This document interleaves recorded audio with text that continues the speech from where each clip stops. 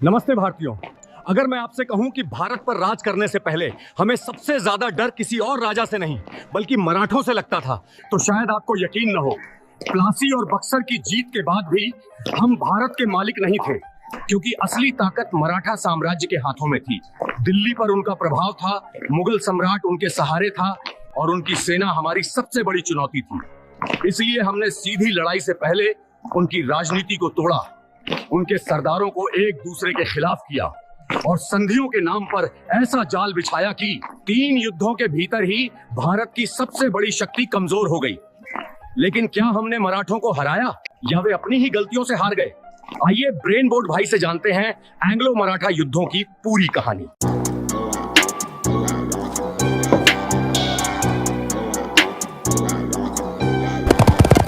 अभी 1818 तक पंजाब और सिंध को छोड़कर लगभग पूरा भारत हमारे कब्जे में है। A betrayal of everything we stand for। पता चलना चाहिए ये लड़ किससे रहे हैं। एंग्लो मराठा युद्धों को समझने से पहले हमें यह समझना होगा कि आखिर मराठा साम्राज्य के अंदर चल क्या रहा था। 1761 में पानीपत की तीसरी लड़ाई हुई, जिसमें मराठों को अहमद शाह अब्दाली के हाथों करारी हार का सामना करना पड़ा। इस हार का सदमा इतना गहरा था कि उस समय के पेशवा यानी मराठा साम्राज्य के प्रधानमंत्री और वास्तविक शासक बालाजी बाजीराव, जिन्हें नाना साहब भी कहा जाता था, इस आघात को सहन नहीं कर सके और 23 जून 1761 को उनकी मृत्यु हो गई।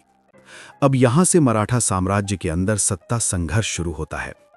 बालाजी बाजीराव के बाद उनके बेटे माधवराव प्रथम पेशवा बने, लेकिन कुछ ही समय बाद उनकी भी मृत्यु हो गई। इसके बाद उनके छोटे भाई नारायण राव पेशवा बने, लेकिन उनकी हत्या कर दी गई और हत्या का आरोप उनके ही चाचा रघुनाथ राव पर लगा, जो खुद पेशवा बनना चाहते थे। अब ध्यान से समझिए, रघुनाथ राव कौन थे? दोस्तों, मैं रघुनाथ राव हूं। मैं बालाजी बाजीराव का भाई हूं और नारायण राव का चाचा।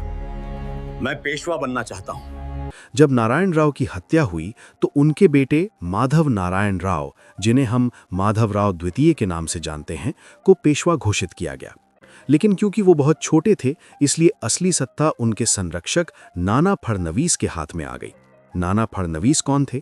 ये मराठा साम्राज्य के सबसे चतुर राजनयिकों में से एक थे और उन्होंने मराठा संघ को अंग्रेजों से बचाने में महत्वपूर्ण भूमिका निभाई। दोस्तों, मैं इस फैसले से खुश नहीं हूं। मैं इस मामले में अंग्रेजों से मदद मांगने की सोच रहा हूं। और यही वो मोड़ है जहां से अंग्रेजों को मराठा राजनीति में हस्तक्षेप करने का मौका मिल जाता है। 1775 में रघुनाथ राव ने बंबई के ब्रिटिश अधिकारियों के साथ ट्रीटी ऑफ सूरत पर हस्ताक्षर किए। इस संधि के तहत अंग्रेजों ने उन्हें 2500 सैनिक देने का वादा किया और बदले में रघुनाथ राव ने सालसेट और बेसिन जैसे महत्वपूर्ण क्षेत्र अंग्रेजों को सौंपने की बात मानी। यहीं से प्रथम एंग्लो मराठा युद्ध की शुरुआत हुई। हालांकि बंगाल के गवर्नर जनरल वॉरेन हेस्टिंग्स ने इस संधि को अस्वीकार कर दिया और 1776 में कर्नल अपटन को मराठों के साथ बातचीत के लिए भेजा गया। इसके बाद ट्रीटी ऑफ पुरंदर हुई, जिसमें माधवराव द्वितीय को पेशवा के रूप में स्वीकार किया गया और रघुनाथ राव को पेंशन देने का निर्णय हुआ। लेकिन अंग्रेज यहीं नहीं रुके। 1781 में कैप्टन पोफम ने मराठा नेता महादजी सिंधिया को कई छोटी लड़ाइयों में हराया और ग्वालियर पर कब्जा कर लिया। मेरी बात ध्यान से सुनो, किसी को भी जिंदा मत छोड़ना। पता चलना चाहिए ये लड़ किससे रहे हैं। आखिरकार 1782 में ट्रीटी ऑफ सालबाई हुई, जिसमें सालसेट और बेसिन अंग्रेजों के पास रहे, रघुनाथ राव को पेंशन दी गई और माधवराव द्वितीय को पेशवा मान लिया गया। इस संधि ने अंग्रेजों को मराठों के साथ लगभग 20 वर्षों की शांति दे दी और इसी दौरान उन्होंने मैसूर जैसे अन्य राज्यों पर ध्यान केंद्रित किया। अब बात करते हैं द्वितीय एंग्लो मराठा युद्ध की। उस समय मराठा साम्राज्य 5 प्रमुख सरदारों के संघ के रूप में काम कर रहा था। पुणे के पेशवा, ग्वालियर के सिंधिया, इंदौर के होलकर, नागपुर के भोंसले और बड़ौदा के गायकवाड़। इन सब के बीच संतुलन बनाए रखने का काम नाना फड़नवीस कर रहे थे। लेकिन 1800 में उनकी मृत्यु के साथ ही मराठा साम्राज्य का सबसे बड़ा कूटनीतिक स्तंभ गिर गया। उधर 1798 में ऑर्थर वेलेस्ली में भारत आ चुका था। इधर नए पेशवा बने बाजीराव द्वितीय, लेकिन उनमें राजनीतिक सूझबूझ की कमी थी। मराठा सरदारों, खासकर जसवंतराव होलकर और दौलतराव सिंधिया के बीच संघर्ष शुरू हो गया। पेशवा ने सिंधिया का साथ दिया, जिससे होलकर नाराज हो गए और उन्होंने पुणे पर हमला कर दिया। सिंधिया और पेशवा की संयुक्त सेना हार गई और पेशवा बाजीराव द्वितीय भागकर अंग्रेजों की शरण में बसैन पहुंच गए। वहां उन्होंने 1802 में अंग्रेजों के साथ ट्रीटी ऑफ बसैन पर हस्ताक्षर किए। इस संधि के अनुसार मराठों को अंग्रेजों की एक सहायक सेना रखनी पड़ेगी, कोई भी विदेशी शक्ति उनके राज्य में प्रवेश नहीं कर सकेगी और वे केवल अंग्रेजों की अनुमति से ही अन्य राज्यों के साथ संधि कर सकेंगे। इससे नाराज होकर दौलतराव सिंधिया और रघुजी भोसले ने अंग्रेजों के खिलाफ युद्ध छेड़ दिया। 1803 में ऑर्थर वेलेस्ली ने अहमदनगर पर कब्जा किया और असाय की लड़ाई में सिंधिया और भोसले की संयुक्त सेना को हराया। इसके बाद अरगांव में भी मराठों को पराजित किया गया। भोसले को देवगांव की संधि और सिंधिया को सुरजी अर्जुन गांव की संधि पर हस्ताक्षर करने पड़े। इस युद्ध के बाद मुगल सम्राट शाह आलम द्वितीय भी अंग्रेजों के संरक्षण में आ गए। अब बात करते हैं तीसरे और अंतिम एंग्लो मराठा युद्ध की। दोस्तों याद रखना, जब तीसरा एंग्लो मराठा युद्ध चल रहा था ना, उस समय भारत का गवर्नर जनरल मैं ही था, यानी लॉर्ड हेस्टिंग्स। इस युद्ध का कारण कोई ज्यादा बड़ा नहीं था।